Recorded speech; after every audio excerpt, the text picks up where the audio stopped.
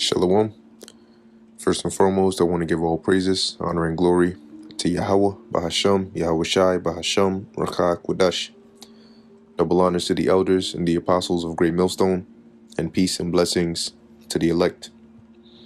In this video, okay, as you can see in the title, the KALEL effect, okay, which this is something that Apostle Tahar had mentioned in a video that he did. He mentioned it very briefly. He didn't really speak on it, but it was just something he said. Okay, and I believe it was in the video he did on the maps, okay, the biblical maps and geography, you know, which is a good video. All right, but it gave me the idea to do this lesson, okay, and dealing with the KALEL effect, which is really, it really goes back to the Hebrew Kal-al, right, or Allah. And Kal in the Hebrew, K-A-L, means all, right? When you say call halal, the word halal in Hebrew is praise, okay? And the word call is all. So when you say call halal, Yahweh Ba'ashem Yahweh Shai, right? You're saying all praise to Yahweh Ba'ashem Yahweh Shai. Or, you know, you may hear it being said as call halal yum la Yahweh Ba'ashem Yahweh Shai, which is all praises. The yum at the end makes it plural. La is two. Okay, Yahweh, which is the name of the Heavenly Father, Bahashem, meaning in the name of Yahweh Shai. Okay, so KALEL, all right, is all power. So the all power effect, or in essence, the all God effect. Okay, and that's ultimately what Yahweh Bahashem Yahweh Shai is gonna give us, is gonna make us. He's gonna allow us to be able to exhibit that all power, because we are going to be turned into gods. Now, I mentioned something like this in the video I did. I believe it was titled Power. And there was an individual that left a comment. I don't remember exactly the detail of the comment, but I know it was around the field of sort of like a question, like what, like we're going to become gods, like what, which, you know, it can, when you first hear it, you're like, wait, tell me, whoa. I mean, I understand, you know, the MOTB and all these things happening, but gods, where's that at? You see, because these are things that people don't actually, some people don't even know are in the Bible, because there's a lot of scriptures that are in the Bible that a lot of people don't know about. And when they watch our videos, they hear us mention certain things, and at first it sounds, no, he's making that up. That cannot be real. And then, since we're in the habit of proving all things according to 1 Thessalonians 5:21, we go to the verse and we read it, and then we break it down, and then as they're listening, they're like, wait, hold on, what? And then they go and they get their Bible and open it, and they see the verses right there, and they're like, no, these guys didn't make it up, it's right there. And they're like, what? I've had this Bible for years, I never knew this was in there. Okay, nevertheless, so what I did was I put a few precepts on the as a reply to the individual's comment. You know, they said thank you and all, but it was I'm going to start off with the book of Psalms, chapter 82, verse 6, and it says, I have said ye are gods. And the word gods is, of course, here it's a lowercase g, but the word gods or God in the Hebrew is Allah, which means power or divine or judge. Okay, but loosely translated, it basically means power. Okay, Allah, power, God. Okay, so I have said ye are gods, so we are powers. Okay, but we are not the most high God. We are not the most high power. So the angels are gods. Yahweh Shai, the Messiah, he is a God. And the Most High is the Most High God. He is the highest power there is. Okay? So as it says, I have said ye are gods, and all of you are the children of the Most High. Now, Psalms 82 and 6 is not talking about the whole world. Psalms 82 and 6 is talking about the children of Israel. Okay? And it starts with the elect of the nation of Israel. So let's talk about the KALEL effect, right? It says here, I have said ye are gods, and all of you are the children of the Most High. So why, well, when you look at us, we don't really exhibit godlike characteristics in terms of a true God, right? I mean, look at the condition our people are in. But the reason is, when you read verse 7, it says, "But ye shall die like men and fall like one of the princes." So we would fall from that estate, right? The angels which kept not their first estate, going back to the book of Jude. Okay, we lost that estate due to the curses. The Lord cursed us, okay, and put us in this low condition. But we were created to be immortal. We were created to be gods. So through this condition, this punishment, to learn our lesson, the Lord is gonna, when he comes back, he's gonna what? He's gonna raise us up and change us back to that glorious state, which is gonna be greater than the former. All right. So very soon, when the Lord comes back, we are gonna have the complete KALEL effect. We're gonna be supermen and superwomen. And as Apostle Tahar said, we're gonna have super babies. So that means we're going to have spiritual power. We're going to have authority, not only in the sense of status, but actual power that goes beyond command, that goes beyond rank. Okay, we're going to have actual physical, it's spiritual power, but it's going to be manifest in the physical. Okay, things like being able to fly and read minds and teleport and reappear and disappear and form elements. When you watch certain TV shows and movies and cartoons and read certain comics, and certain characters are able to like just manifest energy into attacks, like energy balls or beams out of their hands, they're manipulating the elements, okay, to create that. You have certain characters that have the ability to control fire, and some can control ice and all of those things. Okay, we're going to be able to do all of that because we are going to be on a godlike state. Once again, the KALEL effect. Okay, so now let's go, because let's get the verses that are in the Bible that actually conclude that. Okay. Not things that we're making up, but what does it say actually in the Bible? This is the book of Zechariah, chapter 12, verse 8. It says, "In that day shall the Lord defend the inhabitants of Jerusalem." So who are the inhabitants of Jerusalem? It's not talking about the people that are there today, because the majority of those people that are there today are not the true inhabitants of Jerusalem. They're not the true chosen people. Okay? They are a people that stole the heritage and the nationality of the actual chosen people, which are you so-called Negroes, Latinos, and Native Americans. You are the true inhabitants of Jerusalem. So in that day, the Lord defend the inhabitants of Jerusalem, and he that is feeble among them at that day shall be as David. So what day is that going to be? Ultimately, when the Lord comes back. Because pursuant to Daniel, the 12th chapter and the 1st verse, when it talks about Michael, the prince, standing up for the children of thy people, Michael is not going to be alone. He's going to be here, but they're all going to be led by Yahushua. And that's going to be when he comes to fight and take down this system and defend us. Okay? And that's when we're going to be changed. A lot of people don't even understand that the Bible actually talks about us changing bodies. Okay, when the Lord comes back upon his second return, Paul mentions it. Okay, that our bodies, it explicitly says it. All right, that these bodies that we're in are going to be changed. They're going to be transformed. They're going to change forms. That's how we're going to be made gods. People read scriptures and they always say, yeah, if you believe in the Lord, you're going to have everlasting life. Everlasting life means you live forever. Well, how will you live forever in these mortal bodies? A mortal, the word mortal, to die. So a mortal body and everlasting life contradict. They don't go together. If you are going to live forever, you need to be in an immortal body. Okay, so since I mentioned that, let's go to that. I know it's in the book of Thessalonians. Let's see.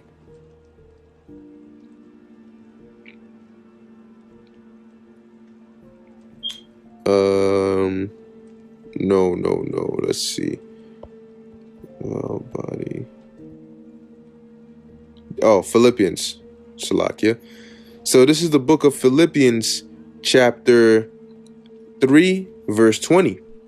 It says, "For our conversation is in heaven, from whence also we look for the Savior, the Lord Yahushua HaMashiach, who shall change our vile body, that it may be fashioned like unto his glorious body, according to the working whereby he is able to subdue, he is able even to subdue all things unto himself." So Philippians 3 and 21 explicitly tells you in the Bible that the Lord, when he comes back, is going to do what? He's going to change our vile body. Why are these bodies vile? Because they're full of sin. All right. They're weak. They break down. They're mortal. Okay. They have wicked thoughts. Right. So he's going to change these bodies that we have, that it may be fashioned like unto his glorious body. So the body that the Lord is coming in is not going to be a human, a regular terrestrial body. It's going to be an extraterrestrial body. Okay. The body of a God, meaning it's going to be immortal. In that body, you don't get hurt. You don't feel pain. You don't die. That's what our bodies are going to be changed like onto. Okay. So yeah, when body changing your body is what? Getting a new body, becoming God. What are you talking about? Explain Philippians 3 and 21. What does Philippians 3 and 21 mean? Okay, what does Philippians 3 and 21 mean? So let's go back and finish where we were in the book of Zechariah 12, in the eighth verse. So Zechariah 12 and 8, "In that day shall the Lord defend the inhabitants of Jerusalem," which we discussed who that is, "and he that is feeble among them at that day shall be as David. And the house of David," which represents the elect. Another way of referring to the house of David is the elect, "shall be as what? As God," the KALEL effect, "as the angel of the Lord before them." Okay. So what is the Lord going to do? He's going to raise us up and change our bodies. And in those new bodies is going to be built in innately spiritual power. Okay. We're going to be able to move things with our mind. You can shoot a freaking missile at us and it's not going to do any harm to us. Like, there was a video a couple months back of, I think 4 chariots that were stationed in midair, and they were dripping like this. It looked like molten metal or something, and I forgot where the location was, but they shot either a missile or something like that, a rocket or something at it, and it hit straight. It hit the chariot, and then once the smoke cleared, you could see the chariots were there, unfazed, untouched. That's how we're gonna be. No weapon that is formed against us is gonna prosper. Okay, once again, the KALEL effect. So you want to know why we're so diligent? Yeah, these guys, man, they don't got a life. You know, they're always out there, whether it's cold, whether it's hot, whether it's rainy. Every single day they're doing videos. Like you guys don't got nothing better to do with your life. Every single day there's a video. Oh, he put up a video. Oh, he put up a video. The Bible this. Oh, this, that. Oh, and they're always going into this Bible. You know, why are they so consistently doing the same thing? Well, guess what? Because there's a reward that comes with it. And what I'm speaking about right now is a part of that reward. I mean, it's not that people don't want, I mean, who doesn't want immortality, right? Who doesn't want power? Who doesn't want that? But they don't believe that that's possible. That's why they look at us like we're crazy, like we're a lost cause. Okay, but they're going to see it. So the next precept, so we went over Psalms 82 and 6. We went into Philippians 3 and 21. We hit Zechariah 12. Okay, next is 1 Corinthians, the 15th chapter. And starting right at the 51st verse. Now, this was said by the Apostle Paul, same as Philippians. Right? And he said that the Lord supped with him. So Paul was on a very high level because of the revelations that was given to him. So he had understanding. The Lord was dealing with the Apostle Paul. Okay, and is still dealing with the Apostle Paul. Because guess what? Those prophets are all back here again today, doing the same thing they did back then, being guided by the same spirit that was guiding them back then. This is 1 Corinthians 15 and 51. Behold, I shew you a mystery. Why is this a mystery? Because if you were to walk into a church service and you were to do an experiment, I don't recommend doing this because it's going to waste your time. But if you were to go into a church every Sunday for 1 year, there's a high chance, probably a 99.9% chance, if not 100% chance, that you're not going to go in there one day and hear them bring out these scriptures right here. Hear them tell you talk about new bodies, talk about the Lord coming back and him changing our bodies and making us gods, talking about the kingdom of heaven being here on earth. You ain't gonna hear that. And they're definitely not in these so-called Christian churches. That I'll tell you 100%. Okay? So that's why it's a mystery, because a lot of people don't know this. They don't even know that this is in the Bible. Okay? You wonder, wait, hold on. The Bible has all these books, so many pages, right? But yet the only thing they talk about is John 3:16, John 10:30, the Lord and the Jesus. Jesus, you talk about Abraham, they talk about Moses, they talk about Adam, and they talk about Jesus. And then Paul. That's it. So all those pages in the book, that's it. There's nothing else in there. No, that's pretty much it. That's to sum it up. What? All right. So 1 Corinthians 15, verse 51, it says, behold, I show you a mystery. It's a mystery because not a lot of people know and understand it, especially what he's about to say here. We shall not all sleep. What he means by sleep is to die. Okay, like in the saying, he slept with his fathers. Now, does that mean that he took a mattress and laid, you know what I'm saying? He laid a bed and no, because his fathers were dead. So what does it mean he slept with his fathers? It means he died. All right. So we shall not all sleep, meaning we're not all going to die, but we shall all be changed. But we will all be changed. Remember in Philippians 3 and 21, what did Paul mention? Change, right? That Yahushua is going to change our vile bodies. It says in a moment, in the twinkling of an eye, like a blink, at the last trump, for the trumpet shall sound, and the dead shall be raised incorruptible, and we shall be changed. And when is this going to be? When Yahushua comes back. For this corruptible must put on incorruption, KALEL effect. That's when we become powers. We become gods. When we no longer die. When we no longer are corruptible. When we are perfect. Right? It says, and this mortal must put on immortality. So when this corruptible shall have put on incorruption, so you're going to go from this mortal body, this flesh, with all these diseases and infirmities and weaknesses, onto the new bodies the Lord is going to give us. That's the incorruptible. That's the incorruption. It says, and this mortal shall have put on immortality, because how are you going to be a god but you die? Then shall be brought to pass the saying that is written, death is swallowed up in victory.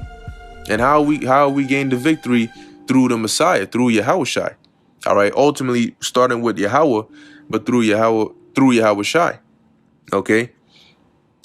So the next precept, which is more closely linked to what we read in Philippians, but this is in the book of 1 John chapter 3 verse 2. And it says, so Apostle Paul spoke about it, the prophet Zechariah spoke about it, it was prophesied, it was also mentioned in the book of Psalms.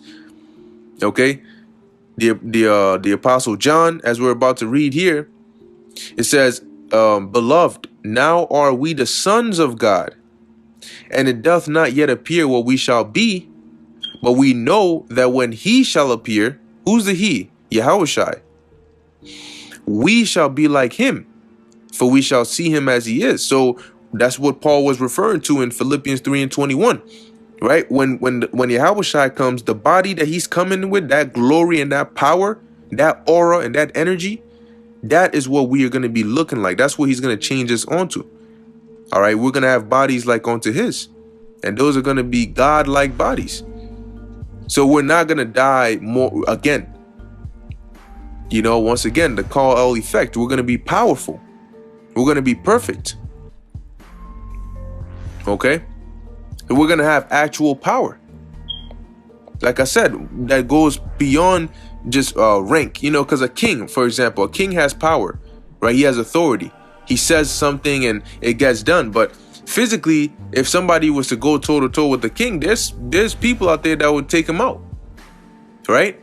There's people in the king's army that can easily take out the king, but they don't, because he has that power of being the king.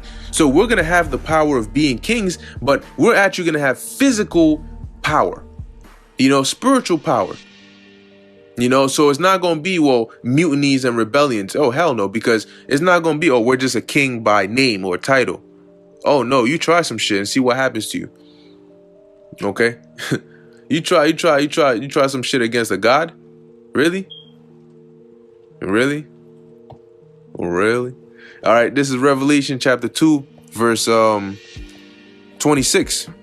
It says, and he that overcometh and keepeth my works unto the end, to him will I give power over the nations, and he shall rule them with a rod of iron. So how the hell is everybody going to be turned into a god?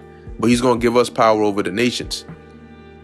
And rule them with a rod of iron, as the vessels of a potter shall they be broken to shivers, even as I have received of my Father. Okay? So we're going to gain power. We're going to gain authority. We're going to be able to physically subject them. And just by the word, the scriptures talk about the nation that will not come up to serve the Lord is not going to receive rain. See? We're going to be able to cause it to rain or withhold the rain. Elijah was able to do it. And Elijah was a man, right? He was able to call down fire from heaven. He was a man. Of course, it was by the Spirit of the Lord, but he was a man. Samson had super strength. He was a man. King David had spiritual power. He was a man. Okay, Elisha, the apostles, Yahushai, and these were all in the bodies of men. So how much more for when the Lord gives us bodies of gods? What level do you think that spiritual power is going to be on? Because the power that men exhibited on the earth was limited. It had to be limited because our bodies wouldn't be able to contain the raw fullness of actual power being held in it, not for long. That's why Samson, when he after he had slain 1,000 Philistines with the jawbone of an ass, he said he asked the Lord for water, because he said he was gonna die. He was gonna pretty much die if he didn't get water, because remember, it says when the Philistines shouted against him, the Spirit of the Lord came mightily upon him, and it was so hot that it burnt off the flax that were off his hands. Right? So that kind of energy, the human body is not. It can't maintain that for long. It's too weak. See, that's why the spiritual power ultimately that we exhibited, our forefathers did, it was to a level.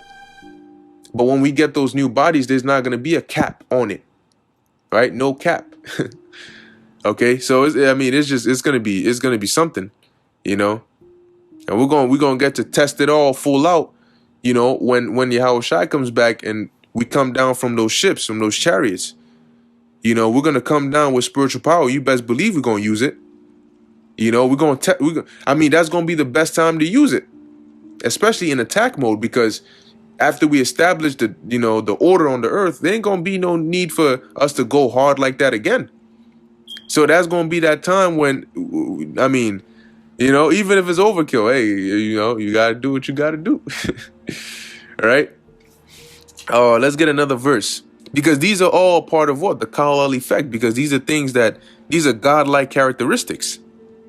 To be able to bring somebody back from the dead, that's a godlike characteristic. Okay? To have, a body where you don't die, you don't feel pain, that's a godlike characteristic. Now, this is the book of Isaiah, chapter 40, verse 29. And we're getting these precepts to show you that we're not making this up. All right? We're not making this up. It's written. It's written in the book. But the scriptures say, blessed is he that readeth, and they that hear the prophecies of this book, right? That keep these prophecies. Isaiah 40 and 29. He giveth power to the faint. And right now we're faint. And to them that have no might, he increaseth strength. Even the youths shall faint and be weary, and the young men shall utterly fall. But they that wait upon the Lord, as we are doing now, shall renew their strength. They shall, listen to this closely, they shall mount up with wings as eagles. That means we're going to be able to fly, because what do eagles do? They fly. When you mount up, anything with a wing implies what? Flight. Okay? So being able to mount up with wings, you know, I always imagine the scene from Hancock. You know, when the kid comes up to him talking shit, you know, and he's drinking and he's like, that's like one of the first scenes where he stops the crooks, the bad guys, you know, and he picks up the wine, the alcohol from his under his chair or whatever, and then he gets up and just shoots up. You know, that he mounts up. Okay, and just boom, he's just out. Move, bitch. Get out the way. You know. So it says here, mount up with wings as eagles, they shall run and not be weary, and they shall walk and not faint. So we're not gonna get tired. You know, like the Flash is able to run at super speeds and not really get tired. Okay, we're gonna be like onto that. Those are godlike characteristics. Fatigue, tiredness, weakness, all pain, you know, being crippled. These are all things of the flesh, the vile body. But it's going to be changed once we get that KALEL effect. Okay? That KALEL effect, man. So lastly, because ultimately the Most High, you know, he wants to give us that. Because that was his intention from the jump. And let's get that. Wisdom of Solomon, the 2nd chapter. Let's see, Wisdom of Solomon. All right. Okay. So this is the book of Wisdom of Solomon, chapter 2, verse 23. And it says, for God created man to be immortal. Right? And are gods not immortal? Psalms 82 and 6, I have said ye are gods. Right? But ye shall die like one of the princes thereof. So that's when we lost our immortality. So we were created to be gods. We were created to be immortal. And made him to be an image of his own eternity. See, so man, and the man is referring to here is an Israelite man. We are the ones the Lord chose and ordained and set up and fashioned, okay, to be immortal. We were created to be immortal, but through what? Verse 24, nevertheless, through envy of the devil came death into the world, and they that do hold of his side do find it. See, so when we disobeyed the Most High, death came into the world. We lost that power. But we're going to get it back. That's what we're doing now. We're working back towards it. And the Lord will put spiritual power on the earth before that time. Before Yahushua's return, before, you know, our bodies get changed. But when he does change our bodies, it's going to be on a whole nother level. Okay, it's going to be like the free trial and then the full version. All right. So the KALEL effect is in the Bible. Okay, us being made gods and exhibiting these godlike characteristics, that's biblical. It's in the Bible. Okay, and it's going to happen. It's prophecy. And we can look forward to that. So with that, I'm going to end it here. Lord willing, you've been edified. In closing, I want to give all praises, honor, and glory to Yahweh, Bahasham, Yahushai, Bahasham, Rakha, Kudash. Until next time, Shalom.